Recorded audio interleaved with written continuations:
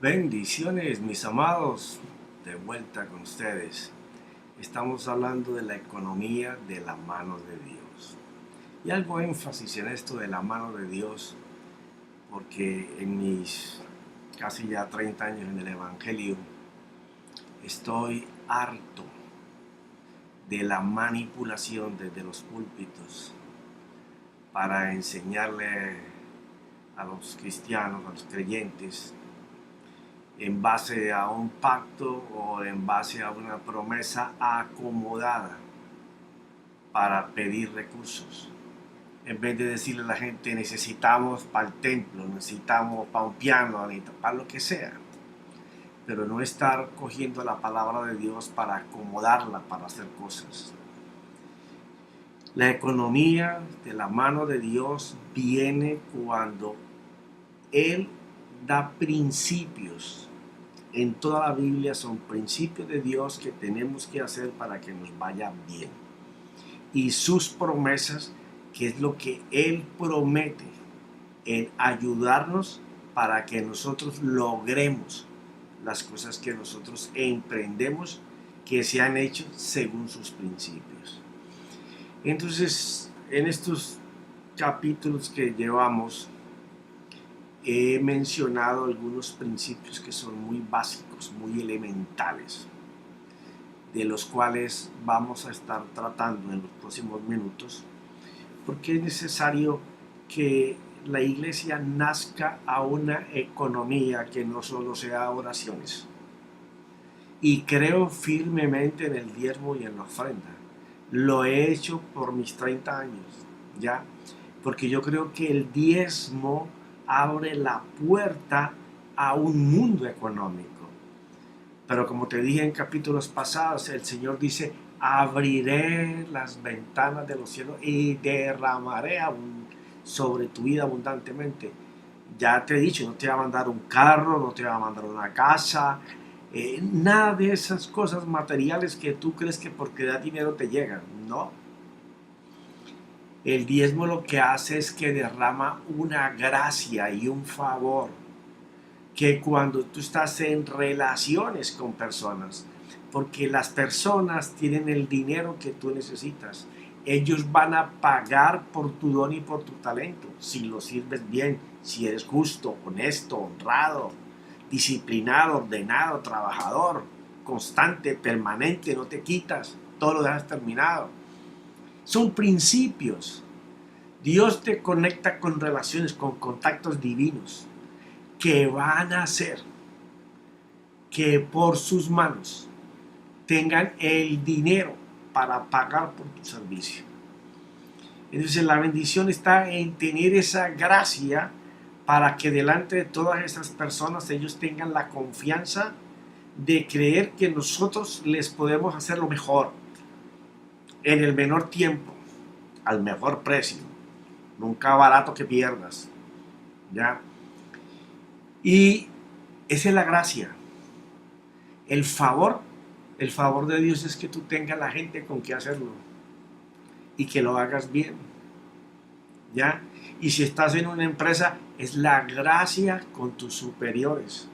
Y el favor es tu capacidad de hacerlo bien, ¿ya? Y gracia con los demás compañeros para que no se hagan del mundo un cuadrito, sino que todos se coloquen para tu favor, ¿ya?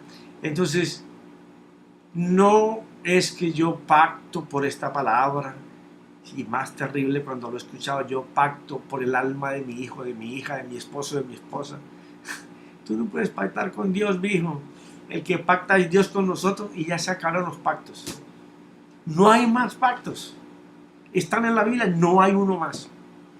Podemos hacer promesas, votos de que vamos a hacer algo, pero nosotros pactar con Dios no tenemos nada que ofrecerle. En un pacto una parte ofrece a cambio de lo que el otro obedezca a una parte. Eso es todo el detalle. Entonces vamos a hacer un recuento de esta introducción porque es bien importante que nosotros estemos en la misma página. Porque sé que el Señor prospera. sé que el Señor nos ayuda para que lo hagamos, de todas las formas, pero necesitamos movernos en fe para ser diligentes en hacer los principios que Él nos da. Y vamos a estar hablando sobre esto. El primer punto que lo vimos en los primeros capítulos es desear cambiar. ¿Por qué razón? Porque si tú llevas tiempo con una economía abajo, arriba, o siempre abajo, o en necesidad, siempre tú necesitas cambiar. Pero ¿qué es cambiar? Cambiar no es seguir haciendo lo mismo que has hecho por 50 años, por 60 años, por 30 años, por 20 años, los que llevan mucho tiempo. Los que llevan 2, 3 años haciendo lo mismo y para abajo, para abajo, para abajo. Está bien que en un momento nos vaya mal o que estemos estancados. ¿Y por qué te digo que está bien? Porque a todos nos va a llegar un momento de aflicción, un momento de pegados. ¿Ya? Un momento en que estamos ruñendo el hueso. ¿Por qué razón? Como dicen en otra parte, estamos comiendo un cable. ¿Por qué? Porque la Biblia dice que hay tiempos para todas las cosas. Pero tú no te vas a quedar en un proceso siempre en el tiempo, en los meses, en los años, en las décadas. Eso está mal. Eso está mal. Tú no puedes decir que eres un hijo de Dios cuando hay principios que te tienen que catapultar a una vida diferente y echarle la culpa. Yo no sé qué es lo que me pasa, yo no sé qué es lo que estoy haciendo mal, yo no sé qué me falta hacer, yo diezmo y ofrendo pero mi economía no cambia. No, mi hijo, no va a cambiar, no va a cambiar. Todas las cosas en la Biblia se deben a que Dios da un principio, tú lo obedeces, tú lo haces, y Él da una promesa de que Él te va a ayudar para que tú cumplas esa obediencia a ese principio que Él está dando. Eso es todo, ¿ya? Pero si tú quieres seguir haciendo lo mismo y superarte y estar en abundancia, no, papito, bájate de este bus porque este no es el bus que tienes que coger. Este no es el transporte. Este transporte es en base a la palabra que Dios da, a la palabra que Dios dice que debemos hacer. Si tú no estás en esa frecuencia, no me escuches, porque no te voy a dar ilusiones o esperanzas que nunca se van a cumplir. Aquí es obedeciendo a Cristo y entonces recibimos la bendición. Y la Biblia está llena, Jesús lo dijo constantemente, no son mis discípulos los que, para parafraseártelo, no son mis discípulos los que saben Biblia, son mis discípulos, no los que confiesan Biblia, son mis discípulos los que hacen la palabra, los que tienen hechos de que lo que han creído lo hacen, ¿ya? Entonces, si usted no desea vehementemente salir de donde usted está, ni siquiera es que usted tenga un deseo de salir, no, tenga vehemencia, esté cansado de no lograr triunfos, éxitos y lo más importante, permanecer en ellos. Si usted no está en ese renglón, para usted son estos mensajes. Pero si usted es un tipo acomodado, con modorra, que no quiere esforzarse, que no quiere hacer más de lo que ya ha hecho en toda su vida, o que se enseñó a hacer las cosas de una manera, para usted no es esto. No me escuche porque lo voy a ofender. ¿Y por qué ofender? Porque le voy a estar hablando y diciendo todo lo que usted no hace, ¿ya? Pero si usted desea un cambio, para usted es esto. Pero no para que me escuche, para que lo haga, ¿ya? Ese es el primer punto, desear cambiar. Estaremos más adelante profundizando un poco sobre esto. Hablamos de lo que era la sabiduría y lo que era la inteligencia. Esto no es que usted tenga la sabiduría de aquellos hombres de un cerebro impresionante que nos ayudaron a crear cosas que hoy disfrutamos. No. Esto se trata de aprender a entender y a desarrollar la sabiduría de Dios que está expresada en la Biblia.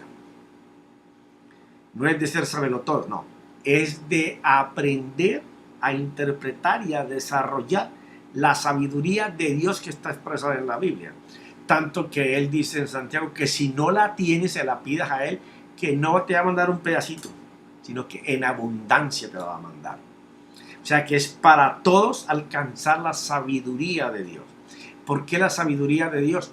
Porque usted puede pasar en la Biblia a alguien que nunca la haya leído o personas que la leen todos los días y leen literalmente lo que hay en la Biblia. Y en la Biblia todas las cosas tienen vida, tienen un espíritu. Jesús dijo, mis palabras son espíritu y espíritu que dan vida. Toda la Biblia es el favor de Dios expresado a través de conocimiento. ¿De qué se trata la sabiduría? De que aprendamos a descubrir lo que Dios dice en la Biblia para nuestro beneficio. Entonces dice que también tengamos inteligencia. ¿Por qué? Porque es bien importante que nosotros podamos desarrollar lo que entendemos. Porque de nada te sirve entender qué hacer, pero no saber cómo hacerlo. Entonces, la sabiduría y el entendimiento de ella son partes fundamentales para iniciar el puente hacia la economía próspera, abundante, a tener un trabajo siempre permanente, fiel, constante, que puedas vivir de él, soñar con él, planificar con él, porque sabes que tu Dios está en control de tu economía. Ahí en Proverbios capítulo 3, hablando el Espíritu sobre la sabiduría, dice, bienaventurado el hombre que halla sabiduría. O sea, tenés que buscarla. Ya no va a tocarte la puerta. Tú tienes que ir a buscarla. ¿A dónde? En la Biblia. Y el hombre que adquiere entendimiento, saber cómo hacer lo que la sabiduría te expresa que debemos hacer. ¿Ya? Porque su ganancia es mejor que la ganancia de la plata. Y sus utilidades mejor que el oro fino. Entonces, Dios le da un valor muy impresionante sobre la plata y sobre el oro. El poder tenerla y el poder saber desarrollarla. Entonces, en una síntesis de estas dos cosas, ¿de qué se trata el tener sabiduría? La sabiduría es que tú aprendas a encontrar en la escritura la diferencia entre lo que ella te dice que tú tienes, que tú eres o que debes hacer, que tú tienes que hacer o que debes ir o hacer por eso. Es bien importante que tú aprendas a diferenciar a través de la sabiduría qué te falta, qué tienes que hacer y cómo hacerlo. Entonces, hallar esa diferencia es un paso, es un salto impresionante para despegar. Porque es darte cuenta de las cosas que no has hecho o dejas de hacer, por lo cual está pegada a tu economía. Porque la gente piensa que con oraciones se va a despegar la economía. La gente piensa que porque da una ofrenda o da un buen diezmo se va a despegar la economía. No, la economía de la mano de Dios se despega si tú haces cosas que ella dice que tienes que hacer. Porque empezando, si la gente tiene el dinero que tú necesitas, porque por eso se llama trabajo, tú tienes que hacer algo muy bien hecho para que a una persona a la cual tú se lo vas a hacer te pague por lo que tú haces. Pero no solamente es hacer un buen trabajo, eso tiene una cantidad de principios que vamos a estar viendo más adelante, que es el cómo relacionarse con favor con las personas que tienen el dinero para pagar por tu don y por tu talento. ¿Ya? Entonces, eso es la sabiduría, hallar esa diferencia de lo que tú no estás haciendo. Ahora, el entendimiento, la inteligencia, después de descubrir qué es lo que no estás haciendo, por lo cual no te va bien, ¿ya? Y si a alguno le está yendo bien, que se afirme en el principio para que le vaya mejor. Porque la sabiduría es descubrir qué estamos dejando de hacer para que nos vaya mejor, o por qué estamos mal porque no estamos haciendo nada de lo que Dios dice que tenemos que hacer. Ahora, el entendimiento, la inteligencia, se basa en que usted sepa cómo va a hacer lo que usted tiene que hacer pero que no ha hecho, o lo que usted tiene que mejorar para que le vaya mejor.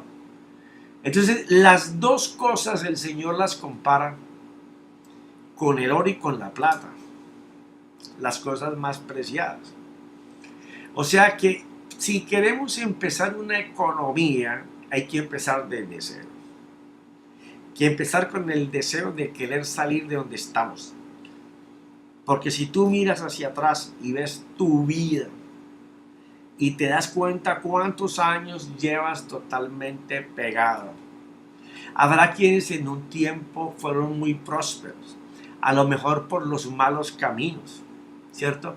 Pero ahora en el Señor te querés enderezar, pero te acostumbraste toda la vida a trabajar torcido. Entonces ahora tenés que desaprender lo aprendido para aprender como Dios prospera. Por eso es que tenés que hallar la diferencia para poder empezar haciéndolo bien. Aquel que se habitó siempre a cogerle ventaja a la gente, a engañarla, a siempre mirar cómo tumbarle a la gente más de lo que la gente tenía que pagar, pues tenés que desaprender.